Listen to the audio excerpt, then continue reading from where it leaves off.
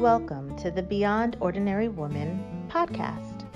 Every 2 weeks, we'll post a podcast version of one of our free training videos, but you can access them now at beyondordinarywomen.org. This episode or series includes downloadable information on our website, beyondordinarywomen.org. Go to Resources on the main menu and click on Podcast/Video Extras. Enjoy the podcast. Hi, I'm Kay Daigle of Beyond Ordinary Women Ministries. I'd like to welcome you to this third video in our series, Asking Powerful Questions. The first video was the want to, where Jill, our guest, Jill Williams, talked about wanting to do it. You need to decide if you really want to do it. And there's some reasons you need to watch that video. The second video was the framework to asking powerful questions. And she gave us a big picture view of really your whole perspective of doing this. And it's really essential to understanding this. So go back and watch that one if you haven't seen it. And this third video are the tools to, where she's going to talk about just some practical ways that turn questions into powerful questions instead of the questions that we probably normally come up with. So Jill, as we move into this, I'm excited to hear it because I want to see what those specifics are as I think through how to ask questions. Good. Yeah, and I think as we think about how to ask questions, it's important to realize that it's a learning process. And so as we walk through these things, listen to the things you're already doing, because you're probably doing a lot of them already, and then the ones that you aren't doing that maybe are leading down a different road and not as powerful. Just let this be a reminder to try and make some changes in how you ask questions along those things. So, and I would think this would be particularly helpful if you know you're having a conversation with somebody and you need to talk about some more insightful things, right? Like if I need to have a conversation with my child about something that's hard, yes, I might think of some of these questions in advance. I think so. Because they're not just going to come out. That's something you have to work out, right? Very true. And the more you do it, the more natural it'll be, and you might actually have some favorite questions that kind of stick with you that you can apply to different situations. Could happen. That's good to know. Yeah, it could happen. Yeah, great. I do. And so let's start with just some general guidelines, right? So we want to ask open-ended questions, not closed. And I think this is probably pretty understood, but we still do it all the time. We ask yes or no questions quite regularly of one another. And a yes or a no can be done with a yes or a no answer. But some people might continue to keep talking, and if they do, it's not necessarily the question that drove that, it's the person. So we have an opportunity in asking the question to actually help the person draw out, even if they wouldn't more naturally do that. Yeah, that's great. So, yeah, I mean, one question that I was asked recently was a yes or no question, and it actually became a very powerful question for me, but I responded to it in a way that I engaged more. Had she asked me in a different way, I probably would have even grown more. Right.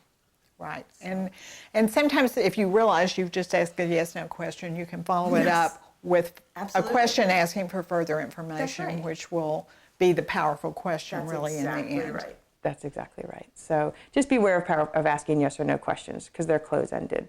And so another thing that we want to consider is that we ask questions that open up possibilities, that open up even creative solutions, thoughts that maybe are new, ways you've done things, haven't done them in the past.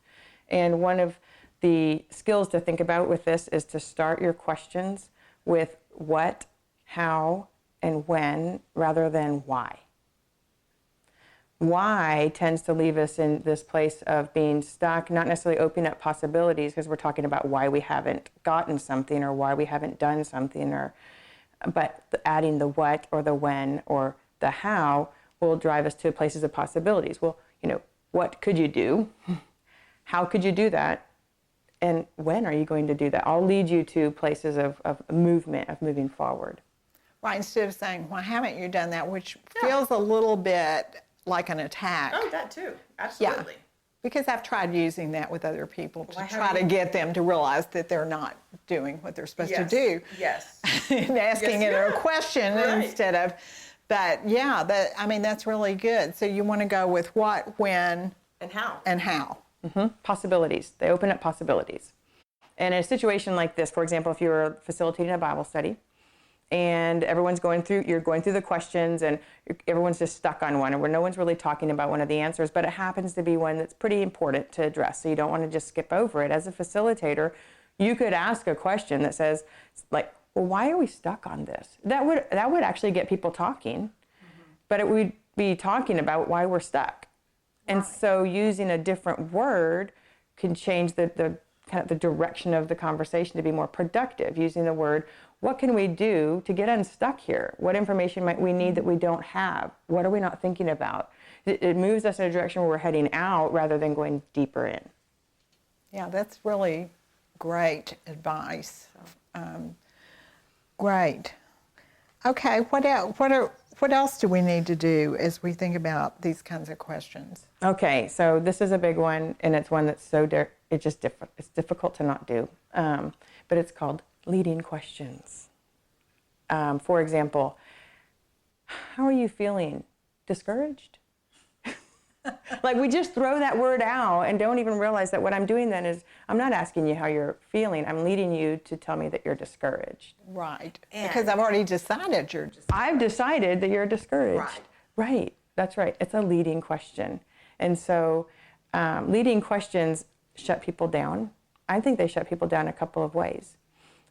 If someone is aware that you're leading them, it could just shut them down. They're not interested. They don't feel respected. They don't feel valued. It could just shut them down as an individual to you. A leading question could also just shut down their curiosity, because you might say that to me, how are you feeling? And I'm thinking how I'm feeling, and you say discouraged, and I might say, no, not discouraged, or I might think about it and go, yeah, I'm kind of feeling a little discouraged, but I might not have said that had you not led me to it. Mm-hmm. So it can shut down my own thought process and curiosity for myself. So it can shut us down in two different ways.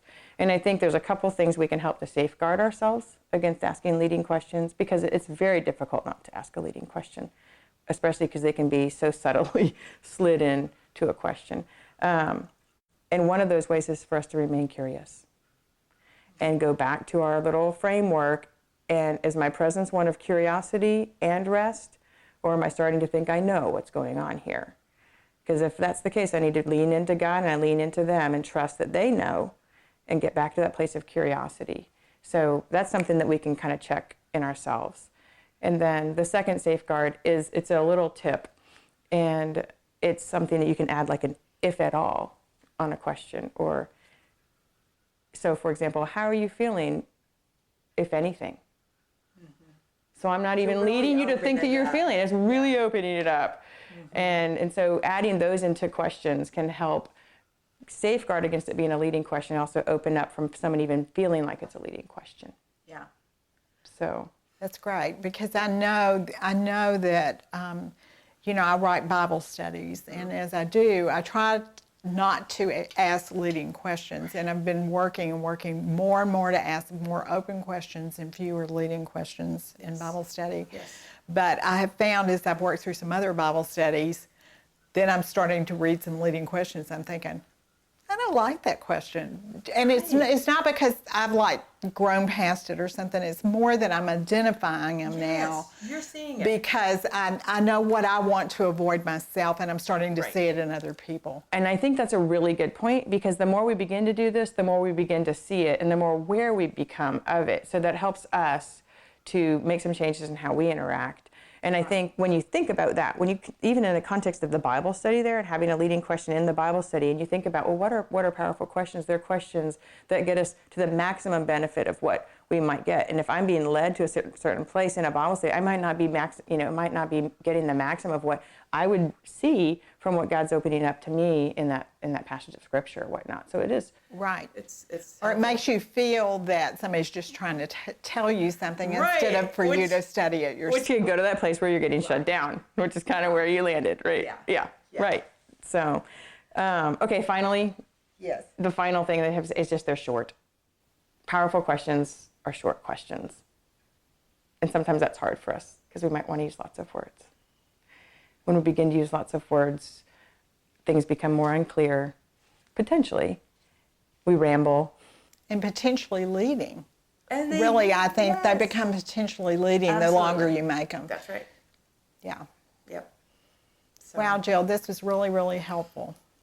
And I know Jill is going to create a list of a couple of resources that if you want to develop this further, you just want some reminders of what she has said, they will be on our website. They will be posted with these videos. So go to beyondordinarywomen.org to our resources under General Leadership and look for Jill on the video picture, and the resources should be right there beside it. Thanks for listening to the Beyond Ordinary Women podcast. You can find more podcasts and information about women in leadership by going to beyondordinarywomen.org. This podcast was produced by Beyond Ordinary Women Ministries. Our production team includes Evelyn Babcock, Kay Daigle, Kay Halligan, Deborah Herring, Sharifa Stevens, and John Sparks. Theme music, Back in Stride by Don Miller, used by courtesy of Christine Miller.